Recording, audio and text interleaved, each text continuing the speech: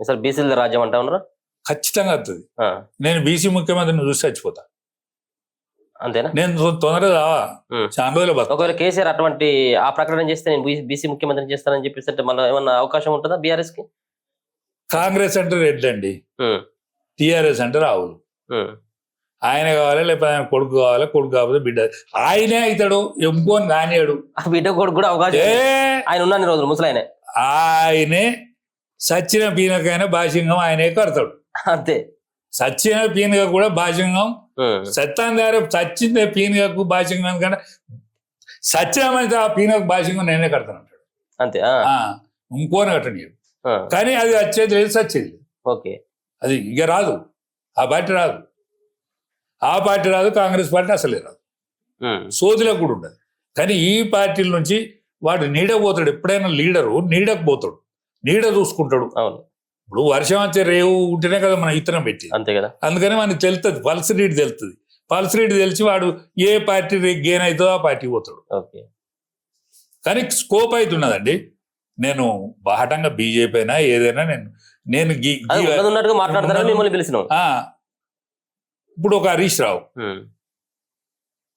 ఈటల రాజేందర్ ప్రధాన బాధ్యత ఆయనకే ఇస్తారు, రేపు అధ్యక్షుడు ఆయనే అవుతాడు.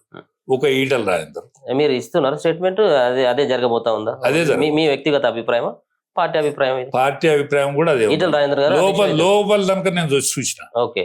ఎందుకంటే నేను బీజేపీ నేపథ్యం కదా, ఆర్ఎస్ఎస్ నేపథ్యం కూడా ఉన్నాను. ఆర్ఎస్ఎస్ లో నేను ప్రథమ వర్ష ద్వితీయ వర్ష చేసి ఈటల రాజేందర్, ఒక హరీష్ రావు కలిసి వచ్చేటోళ్ళు ఉంటే, కాంగ్రెస్ లో కూడా కొంతమంది నిష్ఠాతులు ఉన్నారు. అంటే ఇప్పుడు కాంగ్రెస్ పార్టీ పోయిన వాళ్ళందరూ కాంగ్రెస్ కాదు, కాంగ్రెస్ పార్టీలో బుక్కే భూషించేటోళ్ళందరూ కూడా కాంగ్రెస్ కాదు. ఎవడైనా గట్టి దరి చూసుకొని నిలబడతారు. ఎవడైనా రాజకీయాలలో ఏంటిది మన అస్తిత్వం దాకా కాదు, మన అస్తిత్వం ఏడ దక్కుతాను కూడా గాడిపోతాం. వీళ్ళందరు కలిస్తే మాత్రం ఈసారి ప్రభుత్వం అవకాశం ఉన్నది, అందులో బీసీ ముఖ్యమంత్రి అయ్యే అవకాశం ఉన్నది. ఈసారి చూస్తాం మనం. ఎందుకంటే ఇది ఈ చరిత్రతో అయితలేదు.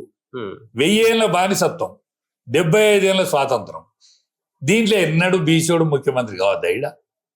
అయిందా ఎక్కడన్నా? నువ్వు దేశం ట్రెండ్ చూడు, దేశం ట్రెండ్ చూడండి మీరు. ఇవాళ ఫస్ట్ 75 సంవత్సరాల తర్వాత 3 సార్ల ప్రధానమంత్రి బీసీడు 3 సార్ల ప్రధానమంత్రి. ఏ వాడోడు వీడోడు ఆయన ఏషియా చూసే వరకు ఆయన బీసీ మొన్ననే కలిసిండట ఇదని ప్రచారం కూడా ఉంది. ఇప్పుడు నేను గోల్లీలో పుట్టినా, నన్ను గోల్లోడు అంటారు ఎవడ? నేను గొర్రెల కాసే కుటుంబంలో పుట్టినా. నా వేషం నా భాష చూస్తే నన్ను గోల్లోడు అంటారు. భాష గోల్లోని భాష ఉండదు, కానీ వేషధారణ చూస్తే వేరేలాగా అనిపిస్తుంది కదా. అవును. ఇప్పుడు నరేంద్ర మోడీ గారు తేలి కులంలో పుట్టినాడు, గానగ కట్టుకునే కులంలో పుట్టిండు. ఓకే.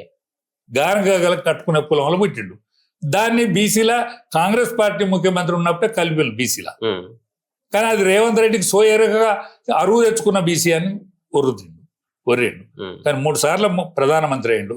75 సంవత్సరాల స్వాతంత్రంలో నీకు నెహ్రూ కాకపోతే లాల్ బహదూర్ శాస్త్రి కొద్ది రోజులు, లాల్ బహదూర్ శాస్త్రి కాకపోతే ఇందిరాగాంధీ తర్వాత అయినోడు రాజీవ్ గాంధీ తర్వాత ముఖ్య భూమిక పోషించింది ఆ కోడలు. ఆమె ఇటలీ అయినా కూడా గాయందే, ఆమె ఇటలీలో పుట్టినా కూడా గాయందే.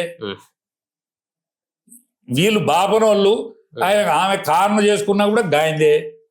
ఎవరు? ఇందిరాగాంధీ కొన్న వీళ్ళకి ఏం సంబంధం? ఆయన కోమట ఆయన అక్కడ పుట్టే గాయంది, ఇక్కడ గుజరాత్ లో. వీళ్ళ కాశ్మీర్ బాపనోళ్ళు ఇది ఎట్లా కుదిరినట్టే అంటే ఏం చెప్తే కదా ఇన్నట్టేనా మనం? ఇలా కవిత లెటర్ మీద మీ బూస్టప్ ఇప్పుడు మొత్తం పత్రికలు, ఈ టీవీలు, ఈ ఛానళ్ళు చూపెడతా అంటే నేనైతే బాధపడతాను. ఎందుకు బాధపడతానంటే అక్కెరాని సరుకు, అమ్ముడు పోని సరుకు చిక్కెంటిగలకు బఠానీలను అమ్ముతారు. ఎరికేనా? అవును, ఊళ్ళో అమ్ముతారు. చిక్కెంటిగలకు బఠానీలు అమ్ముకునే సరుకు అయింది అది. కవితవా చిక్కెంటిగలకు బఠానీలు అమ్మే కాడు ఉన్నది. ఆమె చేసింది ఏంది? నేను మందావుతున్నా, సాయంకాలం దొంగ తాగుతా ఇంట్లో కూర్చొని.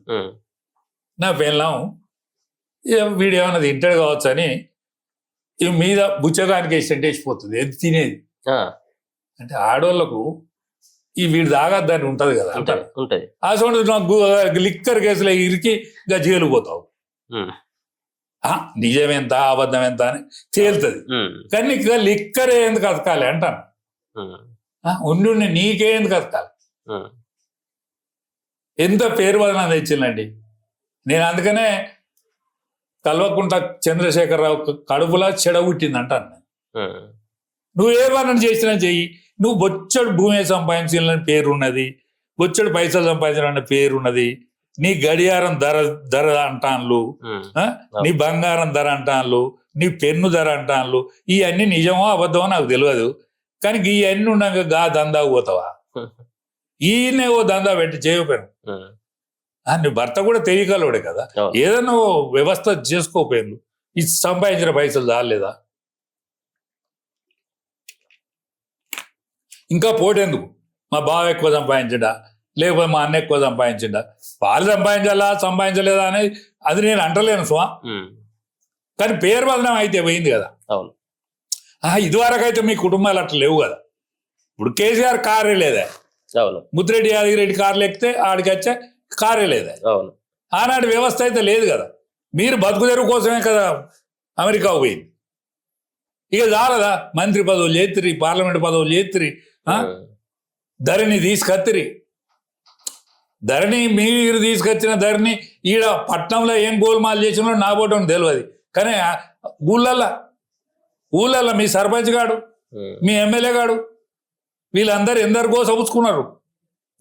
ఇంకా రేవు కచ్చిన్లా ఎంతమంది చచ్చిపోయాను, ఊరి పెట్టుకొని చచ్చిపోయాను. నా బిడ్డ పెళ్లి అయితే లేదు, మా చెల్లె పెళ్లి చేతలేదు అని మెదక్ జిల్లాలో ఊరి పెట్టుకొని ఉత్తరం రాసి చచ్చిపోయాడు. ఎంత కలకల చేసిండ్రు తెలంగాణను, ఎంత అకావికలం చేసిండ్రు. ఈ గోస వట్టికనే పోద్దా? అర్థనాదం వట్టిగా పోదండి. అర్థనాదం వట్టిగా పోదా? అందులో పేదో అని అర్థనాదం. ఎంతమంది బాధలకు గురైంది. తెలంగాణ అత్తే మా బతుకులు బాగైతాయని కదా వంట వార్పు చేసింది. తెలంగాణ అత్తే మా పిల్లలకు అందరికి జాబులు వస్తాయి అనుకున్నారు కదా. ఎవరికి వచ్చినాయి జాబులు? మీ పిల్లలకు వచ్చినాయి. ఓసారి బాధ అనిపిస్తుందండి.